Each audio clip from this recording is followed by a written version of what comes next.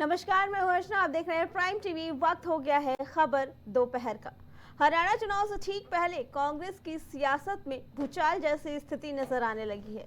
चुनाव से पहले मजबूत दिखाई देने वाली कांग्रेस के सियासी समीकरण अब बदले बदले नजर आ रहे हैं। दरअसल कांग्रेस की मजबूत नेताओं में शुमार कुमारी शैलजा कई दिनों से कोप भवन में बैठी हैं। ऐसे में ये कयास लगाए जा रहे हैं कि वो बीजेपी का दामन थाम सकती हैं। वहीं अब इस पूरी लड़ाई में बसपा अध्यक्ष मायावती ने बिना कुमारी शैलजा का नाम लिए ही कांग्रेस पर सवाल खड़े कर दिए। उन्होंने कहा कि कांग्रेस और अन्य जातिवादी पार्टियों को बुरे दिनों में याद आते हैं दलित, अच्छे दिनों में ज्यादातर किनारे कर दिए जाते हैं।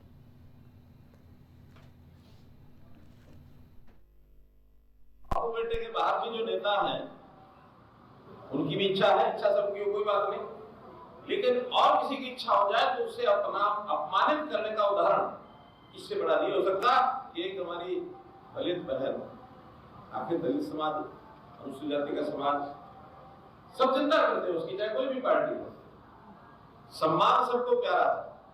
अपमानित करना ये समाज में वर्जित है। कोई किसी अपमान आता तो पंचायत में बैठते हैं, अगर पंचायत में कोई विरोधी व्यक्ति भी घोर खड़ा करके किसी के बारे में बोल देता है तो पंचायत बैठा देती है ना, नहीं मैं ऐसा नहीं बोल करती है ना, लेकिन इनको शर्म नहीं आई, उस वर्ग को गालियां तक दी इन्होंने,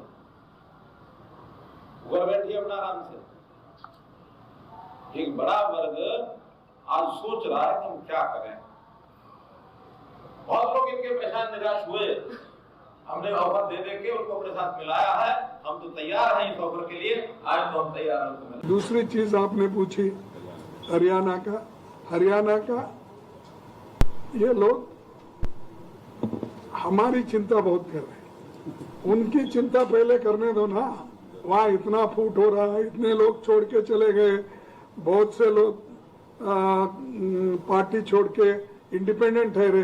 पहला अपना घर संभालो, बाद में हमारे घर की, हमारे नेबर की चिंता। इसी पे आगे जानकारी देने के लिए हमारे सहयोगी शहबाज खान हमारे साथ जुड़ चुके हैं। शहबाज, कांग्रेस के अंदर अंतर कला की ये जो खबरें आ रही हैं और ये भी जताया जा रहा है कि कुमारी शैलजा बीजेपी में शामिल हो सकती है। हालांकि उनकी तरफ से इस पे कोई प्रतिक्रिया नहीं आई है, लेकिन बीजेपी वालों का कहना है कि अगर वो आती हैं तो उनका स्वागत है। क्या कहना है इसके बारे में?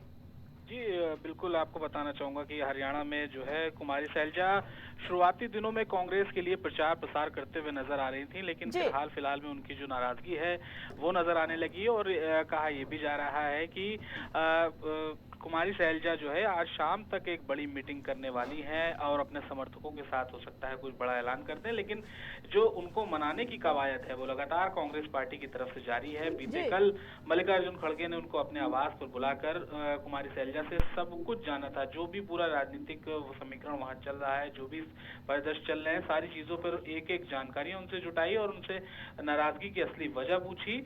और काफी देर तक ये मुलाकात चली है मल्लिकार्जुन खड़गे के आवास पर, काफी देर बातचीत हुई है और बातचीत के बाद जो है कुमारी शैलजा मल्लिकार्जुन खड़गे के आवास से निकली हैं। तो ऐसा ये माना जा रहा है कि कांग्रेस ने कुमारी शैलजा को मना लिया है, क्योंकि कहीं ना कहीं कांग्रेस को पता है कि हरियाणा चुनाव से ठीक पहले अगर इस तरीके का जो मनमुटाव है वो साफ तौर पर दिखाई दिया तो कहीं ना कहीं वोटों का जो बिखराव है वो देखने को मिल सकता है। लेकिन आखिर वजह क्या है, जहां एक तरफ विपक्षी दल दलित समाज को और SC/ST कास्ट को अपने साथ जोड़ने के लिए रखा जाता है, वैसे चुनाव के दिन नजदीक आने के बाद ऐसी नाराजगी? देखिए बिल्कुल ये बताना चाहेंगे आपको कि जिस तरीके से मुख्यमंत्री चेहरे को लेकर एक कहीं ना कहीं कांग्रेस के अंदर खाने ये चर्चा चल रही है कि मुख्यमंत्री का चेहरा कौन होने वाला है।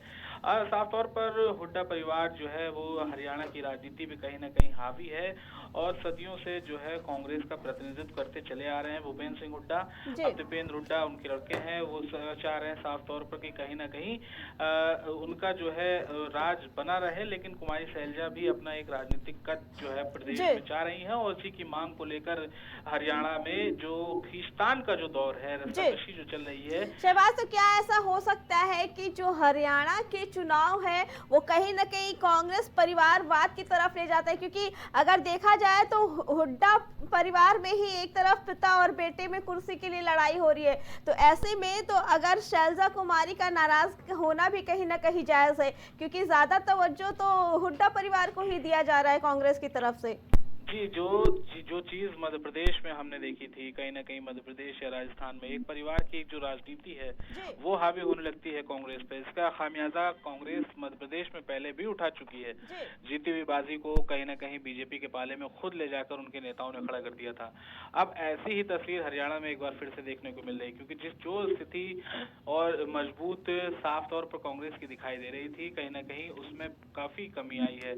क्योंकि जब से देखा जा रहा है कि नाराजगी का दौर जो चालू हुआ है, कुमारी शैलजा का बिखराव की स्थिति और मंचों से दूरी और किसी चुनाव प्रचार में वो नहीं गई, तो कहीं ना कहीं जनता भी एक बार मन बनाती है, उसके बाद मन बदलने में ज्यादा समय नहीं लगता है, और उसका जो फायदा है वो बीजेपी उठाने में कहीं ना कहीं चूकेगी नहीं। भारतीय जनता पार्टी भी अपने कील काटे पूरी तरीके से हरियाणा में दुरुस्त कर रही है, लगातार बैठकों का दौर जारी है, तमाम बड़े नेता जो है वहां पर अपने समीकरण बिछाने में लगे हुए हैं। तो कांग्रेस में हुए बिखराव को बीजेपी बहुत अच्छे तरीके से भुनाने की कोशिश में इस टाइम जुटी है, और अगर कांग्रेस अपनी स्थिति साफ नहीं करती है तो आने वाले समय में उसका खामियाजा फिर से उठाना पड़ेगा। जी शहबाज, क्या लगता है कि हरियाणा की जीत कांग्रेस को जितनी आसान लग रही थी वो कहीं ना कहीं इन चीजों की वजह से मुश्किल होती नजर आएगी? क्योंकि एक तरफ एक राहुल गांधी के बयान की वजह से जो एक सिख समुदाय कांग्रेस से नाराज चल रहा है, दूसरा उनके अब अपने ही खेमे में ये नाराजगी आ रही है, तो क्या लगता है इसका कहीं ना कहीं अब कांग्रेस को भुगतान भरना पड़ सकता है? जी बिल्कुल, कहीं ना कहीं, क्योंकि अगर आपको बताएं कि भारतीय जनता पार्टी और कांग्रेस के बीच जो सामने हरियाणा में लड़ाई मानी जा रही थी, लेकिन कांग्रेस की जो स्थिति थी वो राज्य में काफी मजबूत मानी जा रही थी। जब चुनाव शुरू हुए थे तो भूपेंद्र सिंह हुड्डा ने राहुल गांधी से साफ तौर पर ये मना कर दिया था कि इस बार किसी भी तरीके का कोई भी गठबंधन नहीं होगा, कांग्रेस अपने बल पर सरकार बनाने के काबिल है, और इस स्थिति में हम लोग हैं कि यहाँ पर गवर्नमेंट बनाई जा सकेगी। हालांकि जैसे जैसे चुनाव नजदीक आता रहा, वैसे वैसे कांग्रेस में मनमुटाव की जो स्थिति है वो और पैदा होने लगी, और मनमुटाव जैसे जैसे सामने आ रहा है वैसे वैसे जो है थोड़ा चुनाव का जो थोड़ा रुझान है वो कहीं ना कहीं बीजेपी के पाले में जाता नजर आ रहा है। फिलहाल इस वक्त मल्लिकार्जुन खड़गे जो है वो पूरी तरीके से डैमेज कंट्रोल करने में जुटे हुए हैं, क्योंकि हरियाणा में जो कुछ भी हुआ उसको डैमेज कंट्रोल करने में पूरी तरीके से जुटे हुए हैं, और ऐसा माना भी जा रहा है कि मल्लिकार्जुन खड़गे इस पूरे लक्ष्य जो में थे, जो जिस चीज में जुटे हुए थे वो कहीं ना कहीं पूरा हो चुका है। वो कुमारी शैलजा को मना भी चुके हैं। फिलहाल अभी आधिकारिक तौर पर ऐलान नहीं हुआ है, लेकिन हाँ ये माना जा रहा है कुमारी शैलजा अब कांग्रेस के लिए प्रचार करती हुई दिखाई देंगी। जी शहबाज, क्या लगता है कि अगर आज शाम तक नहीं पता चलता है कि क्या कुछ है, क्योंकि एक तरफ कांग्रेस के लिए हुड्डा भी जरूरी है और एक तरफ कुमारी शैलजा भी जरूरी, तो ऐसे में क्या लगता है कांग्रेस किसको ज्यादा महत्व देगी?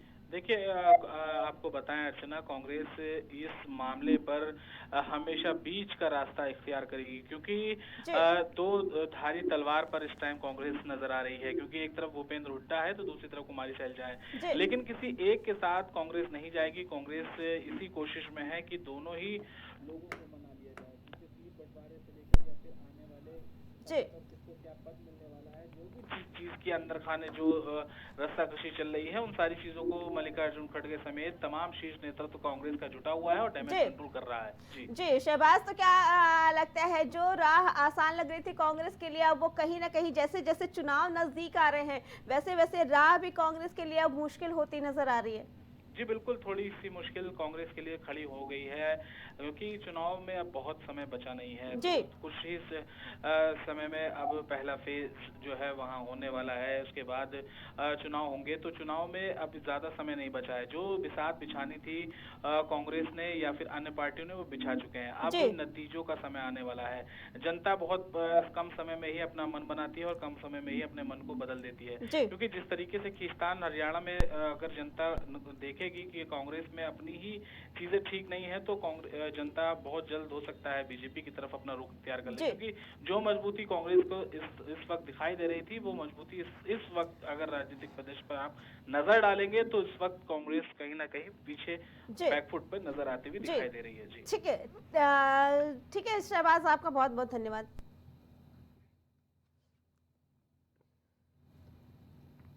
तो वहीं सुल्तानपुर डकैती कांड में शामिल बदमाश अनुज प्रताप सिंह को यूपी एसटीएफ और पुलिस ने एनकाउंटर में मार गिराया। अनुज पर 1 लाख रुपए का इनाम था और वो डकैती कांड के बाद से ही फरार चल रहा था।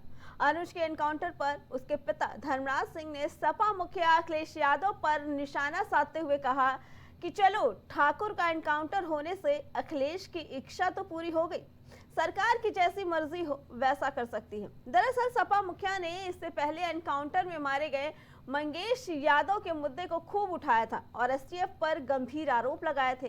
साथ ही उन्होंने जौनपुर निवासी मंगेश के एनकाउंटर को फर्जी बताते हुए कहा था कि इस सरकार में एसटीएफ सरनेम देखकर लोगों को मारती है।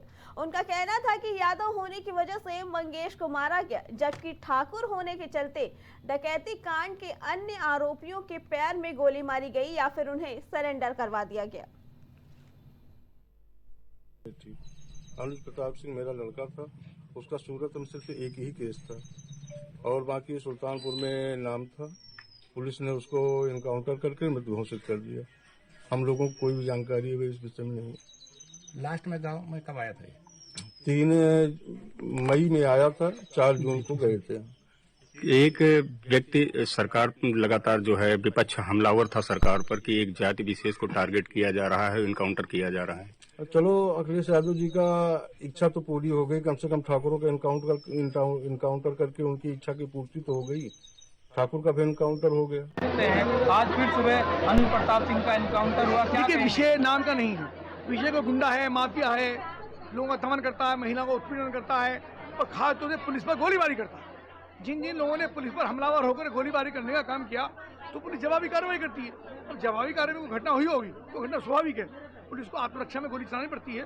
तो मुझको लगता है मुख्यमंत्री के शासन में सब प्रकार से काम ठीक चल रहा है। कांड को लेके अखिलेश यादव ने काफी सवाल उठाए थे क्योंकि यादव एक मंगेश यादव का एनकाउंटर हुआ था, आज अनुज प्रताप सिंह का। यादव का विषय है, अनुज प्रताप का विषय। जो गुंडा है वो गुंडा वो किसी भी जाति वर्ग का हो, उस पर कार्रवाई होगी। कार्रवाई जाति के आधार पर नहीं होती है, कार्रवाई गुंडे के आधार पर होती है और जो गुंडा होगा।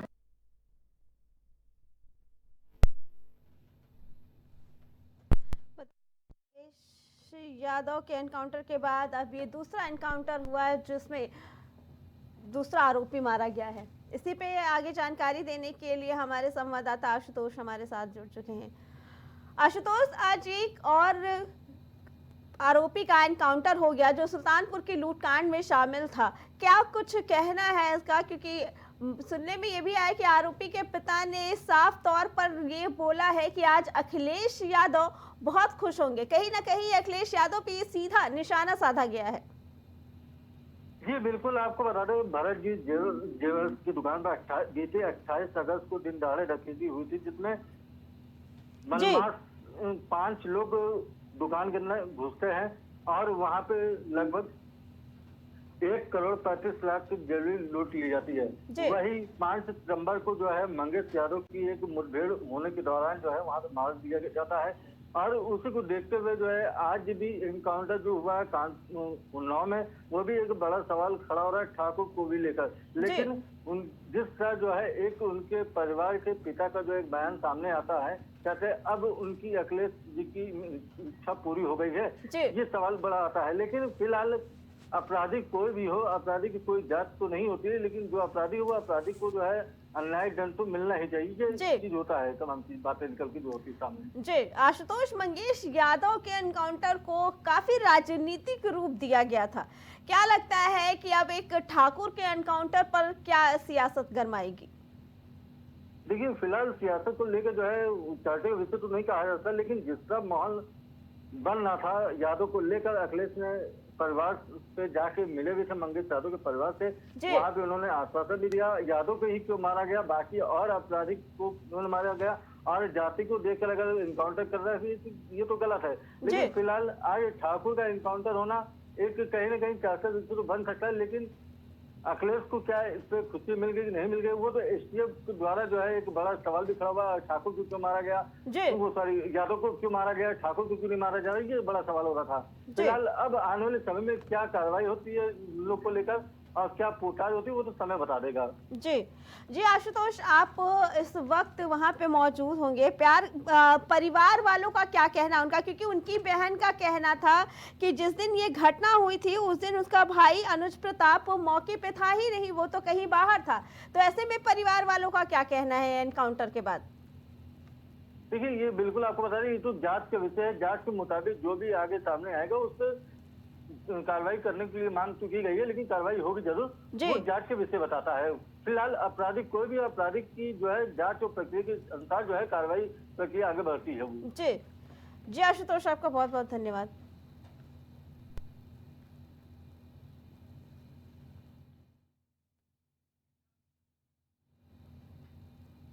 खबर दोपहर में फिलहाल इतना ही। बाकी खबरों के लिए देखते रहे प्राइम टीवी।